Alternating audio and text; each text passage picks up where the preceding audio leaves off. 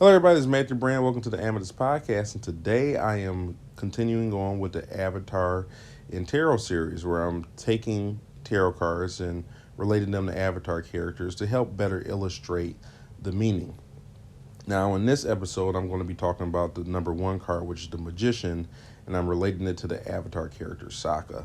Again, I don't know if the characters use tarot or use those archetypes to create the characters, but I find that they are way too connected not to talk about. So, that being said, the Magician card, if you're not familiar with tarot, if you're looking at it, you'll see it's typically he's pointing up and pointing down. And again, I suggest you use the traditional, I'm gonna call it the white deck. But if you have him pointing up and pointing down, and in front of him is a table of different items, usually a cup or some type of goblet. It should be a stick of some sort, usually a pentagram or some type of like badge or something along those lines. And then the last one should be a sword. Now, this sounds like witchcraft when you look at it. Like this is one of the more witchcraft looking cards because of all the stuff in front of them. But really, what those things, those items represent are classes, and they're the suits of the deck. Now, that may seem like, okay, why are the suits of the deck like that? Well, they're also the suits of a regular playing card deck. They've just been stylized different over years. But the goblet is the heart, right? It's considered the holy grail, right? And that represents religion. And these are different trades and classes that people go into. And what the card really represents is, okay, in the first card, the Fool card, what happened is you didn't necessarily get things going the way you thought they would, right? You've gone off the cliff. So now that didn't work out. You're trying to accomplish bringing your ideal into fruition, right? Some people call it manifestation. Again, they use a lot of mumbo jumbo sometimes with these cards, but I use it as a psychology, picture of where you are in a journey. I take it a lot more practically, a lot more down to earth ideal of it, right? But what's going on is you're using skills and developing a trade. You're manifesting what you want by basically building it. So let's say you take the word manifestation now. You're trying to bring into fruition what you want through one of these traits, and these are the options before you, right? Are you going to try? Maybe you could be a priest, right? The sword is more of a military class.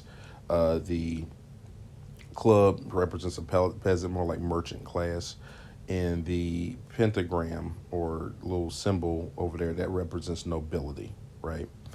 You'll see stars, pentagrams, stuff like that. So now you know what these symbols mean. So when you see it later, it shows these kind of things, right? These different categories, and you use these things, right? You use a job, you want something. Let's say you want a car, where you're going to pursue some type of avenue to create the wealth you need to purchase that car or create the value in your life to get where you want. Maybe you want a relationship. Okay, well, you have to establish yourself a bit before you find a decent relationship, and these are avenues you can establish yourself in. That's really all it is on the basis. Now, the character Sokka in this ties to this because that's what he is. He's the skilled person. He doesn't use magic like the rest of the characters. He uses his knowledge, he uses his wits, he uses tools.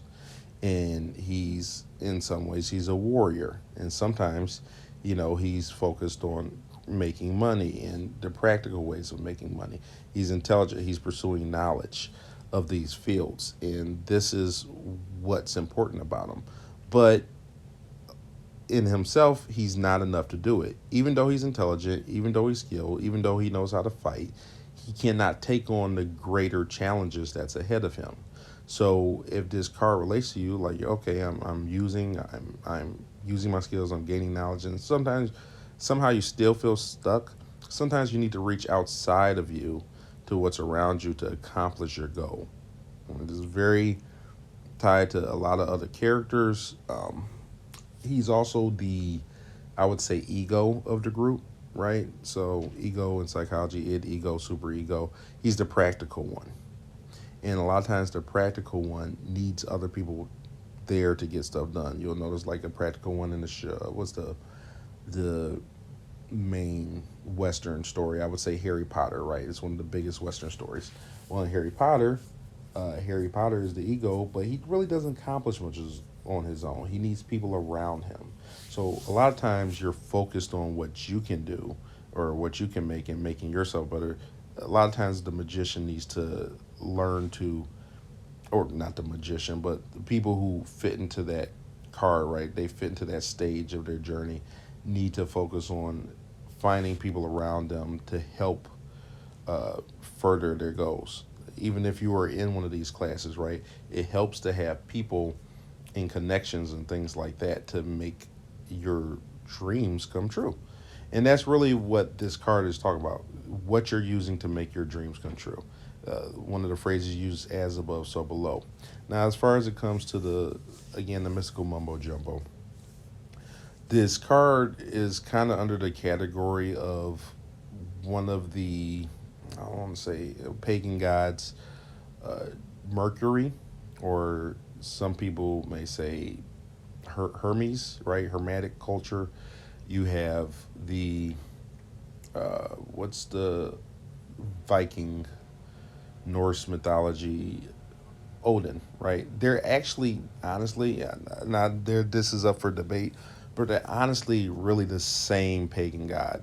They've just taken on different personalities as the people split up the religion. So Hermes, in a lot of uh, you know historical findings, was a more important pagan god than Zeus originally, right? Hermes, or yeah, was a more important pagan god than Zeus. And then in some cultures, it looks like Poseidon might have been, if you're familiar with Greek mythology at all, Poseidon might have been the lead at one point. But a lot of this is because a lot of these groups split up. And depending on where you're from, the stories may vary. And Odin is considered like the king of them in some of the, Viking cultures. And it's kind of interesting, like they have their counterparts because, again, these were all the same people at some point, right? It's like if you took, let's say you took a very common story and split it up and it got stylized over years and years and years, which is another way to phrase, how should I put it, Eastern storytelling and Western storytelling. Now, if you've seen Eastern storytelling, right, you know that if you're familiar with it, two stories where most Eastern storytelling is based on, and that's the Journey West and the Romance of the Three Kingdoms. Now, the Journey West that's the tale of the monkey and the the monkey. I don't know what you call it, warrior or deity or whatever you want to call it. He typically gets some type of binder on him, typically a headband that puts control over him as he helps a monk journey again west, and they tend to meet enemies, and those enemies eventually become friends. Now that is flavored a lot into Avatar, right? But the other one, Romance of Three Kingdoms, this is the same three kind of archetype, like the three-person group that is often used. And when it's in a show and it's flavored, the difference with the Romance of Three Kingdoms and the typical three-man band that you get in Western storytelling is one of the characters, they'll split up sometimes and have like a three-way rival, because these were three generals that were, the Romance of Three Kingdoms is about essentially three armies fighting each other for control of China, and eventually ended in a stalemate.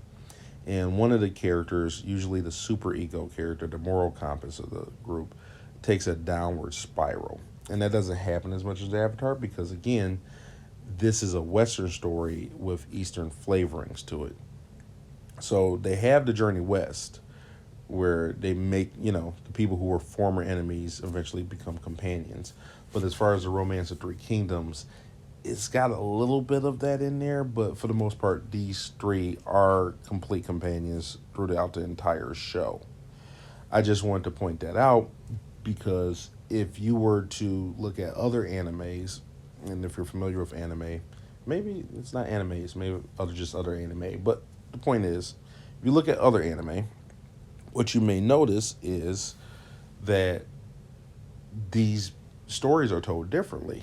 And you may be telling, like, if you were to tell your favorite, uh, what would I say, Journey West story, you may come away with Dragon Ball, or you may come away with Inuyasha, or you may come away with Yu Yu Hakusho, or you may come away with Rurouni Kenshin.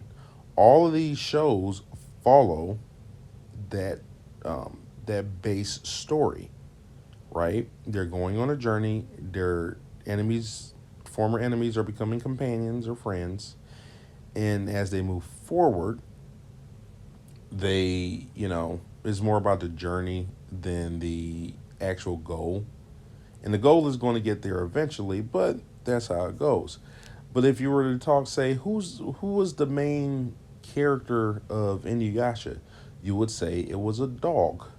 If you were to say who was the main character of Yu Yu Hakusho, well, it was a man. It was a Rurouni Kenshin. It was a samurai. But in all of these, and in Goku, it's a monkey boy, right? And you still get the pig, but the turtle character is a bit different. And this is how things changed almost with the different religions that came from that same Anglo base when it comes to Greek mythology and the Norse mythology. Norse mythology, I believe, came much later, but originally they had the same base. And as culture deems one thing more important, that particular pagan god becomes more important. For example, in today's culture, you'll see that there's a lot of aspects of Aphrodite that takes a strong hold of mainstream, right? We're talking in that could be Ishtar in another culture, or another goddess in another culture. But there's a lot of promiscuity, right? We're really focused on maybe not necessarily fertility, but you know, messing around and relationships and sexuality on TV and beauty and stuff like that. Like that is a strong focus in our culture. And even if you don't, look at it like that, you can also see technology is a huge focus in our culture. What's not a big focus in our culture at the moment is war. And even though we still encounter wars, people don't glorify it as they may have in certain periods of the world. So if you're looking at idolization, that's not what's idolized now as it may have been at another time period. And somebody may be wondering, well, why idolize war? Again, some cultures were built on this, right? That was the focus of their culture. So that is the deity or the pagan god they may have worshipped, because they're really what they're worshiping is what the culture idolizes.